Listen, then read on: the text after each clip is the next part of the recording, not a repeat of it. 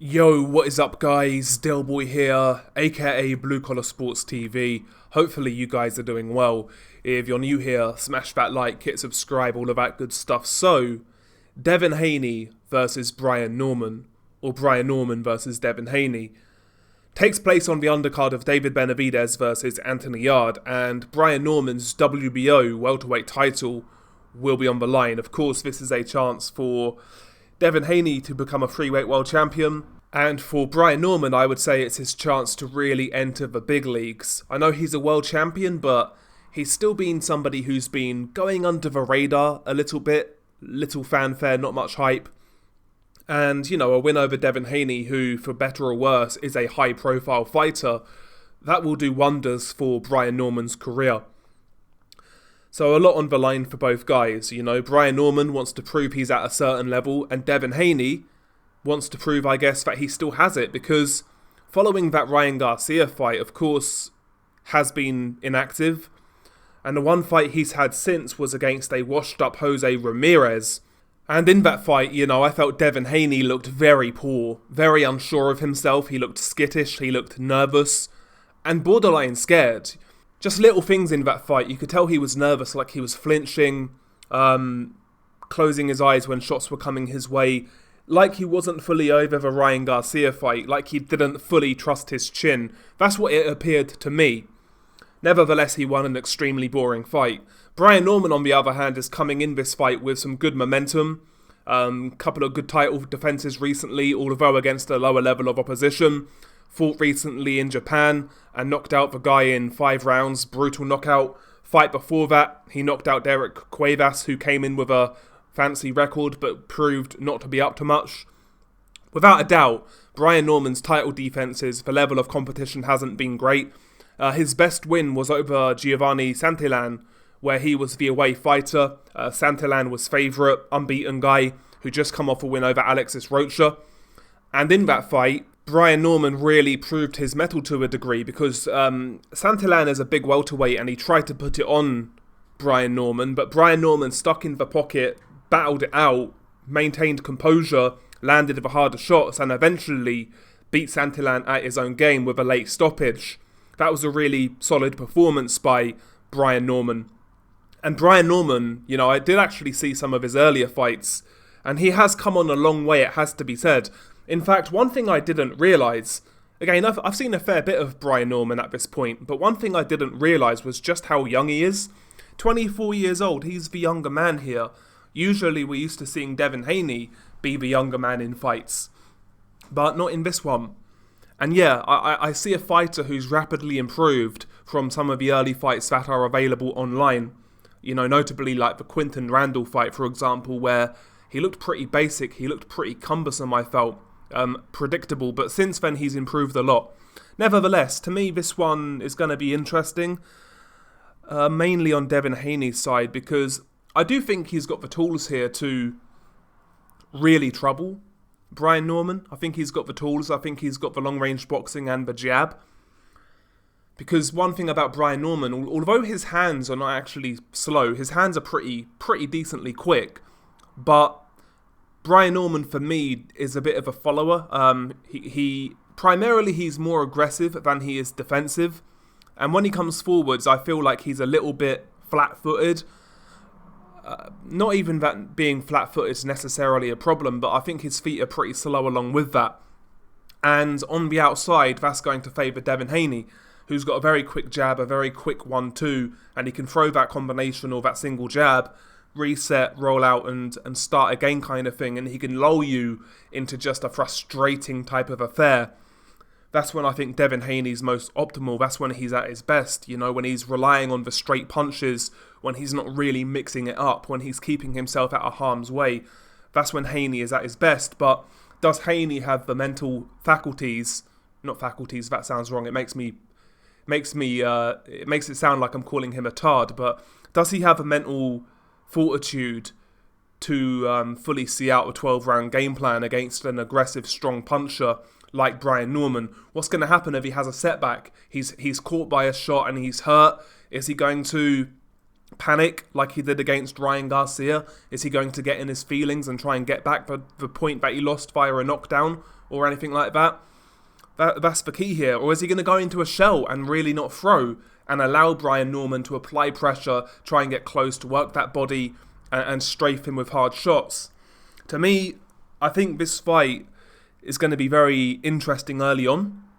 Number one, to see how switched on Devin Haney is, but also to see how relaxed he is, to see how composed he is, and if he still has those same telltale signs that he showed in the Ramirez fight of nervousness.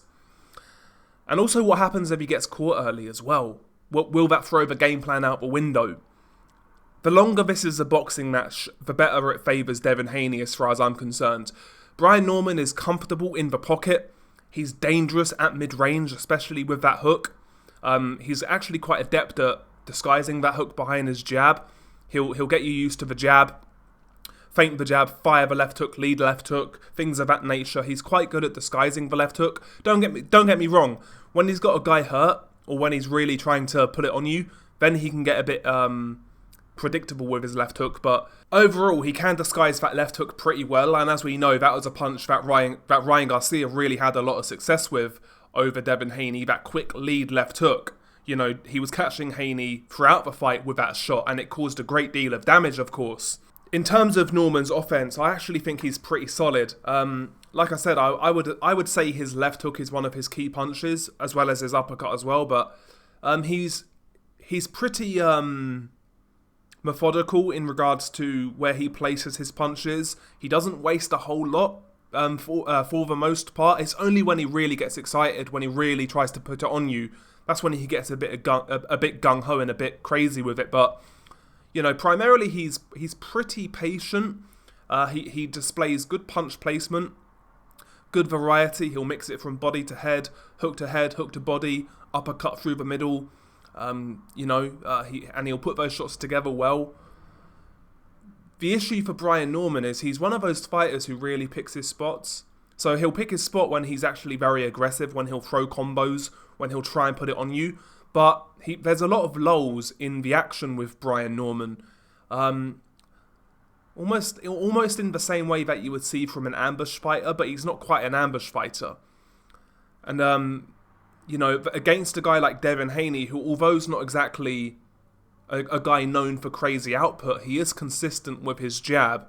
And although I've got a lot of issues with Haney as a fighter, one aspect of his game that's very good is his jab. He's got a very quick, good jab that he's reliant on. And, you know, against a guy like Norman, who does, again, I don't want to say take breaks, but who bides his time a lot and he's not throwing much, in those moments, that jab could pile up points for Devin Haney, and score.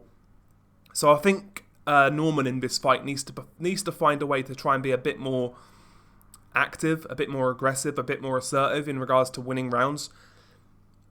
And ultimately we know the deal here. He needs to be the guy applying pressure. I think he's got attributes where he can be successful with that, namely his power, his speed, his hand speed that is, and the ability to throw punches in combination as well as work the body. I do worry about his foot speed going into this one. I do. But for me, he needs to take Devin Haney out of his comfort zone, essentially. And to do that, of course, he needs to land. He needs to land hard. And I think he needs to land hard early as well, personally. Try and strip that confidence away from Devin Haney. Make him worried about what's coming back. Make him scared of the power, so to speak. And I think he's got the power to do that. It's whether he can pull it off and find it. That's really what it's going to come down to for Brian Norman. Devin Haney, again, I have a lot of reservations about him going into this fight, notably how he looked in the fight with Ramirez. I really did feel he looked bad in that one because Ramirez was barely throwing, and you wonder if Ramirez was a couple of years younger, with a bit more in the tank, you wonder what would have happened, honestly, because that was low-key a close fight. I felt Devin Haney won for what it was, but low-key a couple of more punches per round for Ramirez, and it's maybe a different story. And every time Ramirez did land, it looked like it had not even a physical effect on Haney, but a mental effect. So he needs to get over that going into this fight, because Brian Norman can punch. He's quick with it as well. And if he has you hurt, he will jump on you. He'll try and put a bit more on you and maybe even take you out. But of course, Haney for me, as much as I don't like his style, he needs to do what works for him, and that is primarily box behind the jab. And obviously just keep it long and keep it on the outside. The only caveat with that is Brian Norman, although he's actually shorter than Haney, I think Brian Norman's about 5'7", 5'8", Haney's like 5'9". Brian Norman actually has longer arms than Devin Haney, so he does need to be careful with that jab, because sometimes when Haney's having a lot of success, he'll be dominating with his jab, and he'll get a little lackadaisical.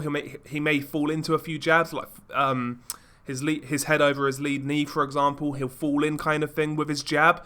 And against a guy with a longer reach in Brian Norman, who is quick and can punch, he needs to be aware of that, Haney. You know, he needs to be razor with that jab. Because one other thing I've not mentioned about Brian Norman, he's actually a pretty solid counterpuncher as well. From what I've seen of him anyway, pretty solid counterpuncher. Again, Brian Norman really is best when he's fighting a guy who's coming onto him, or a guy who he can dictate against on the front foot. You know, a guy who doesn't move too much, a guy who isn't exactly the most fleet of foot. When he's fighting those sort of guys, he can look like a bit of a wrecking ball. But Haney's not going to be there, obviously. He's not going to be there to employ that style. It's a weird one, this one, because part of me thinks that Norman's feet are really going to let him down here. His foot speed's going to let him down. And Haney's going to win on points via the jab. Another part of me wonders, like, bro, what happens if Haney gets caught early? Is he going to shit the bed? Can he take that sort of power at welterweight against a young, strong guy like Norman? I low key, like, I'm low key having trouble predicting this fight. When it was first made, I was picking Norman, and you know, caveat, and for honesty, I really do want Norman to win, because I don't like Devin Haney, and from what I've seen of Norman, he's a really fun fighter, and the interviews leading up to this fight, he seems quite a character as well, which I always appreciate to a degree if I think it's authentic, and he seems like a pretty authentic guy, kind of a funny guy as well. So I'd like Norman to win. I think it's better for the sport. I know Haney's a bigger name, but his style just stinks. He's box office poison. And I don't particularly like him as an individual either, personally. So I'm rooting for Brian Norman. I want him to win. I'd like him to win by knockout. But gun to my head, or if I was forced to bet money on this one, I still think the safe bet is Haney. Personally, I still think the safe bet is Haney, and I can't predict fights on my heart. Sometimes I'll predict fights on my gut, that's different.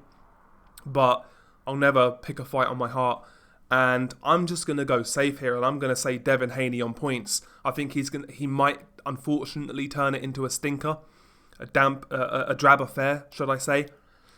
But I'm hoping listen, man, regardless of me wanting Norman to win, I hope it's a good fight, mainly. That's the main thing I'm hoping for, but yeah, we'll see. But I'm gonna go Devin Haney on points. It is intriguing.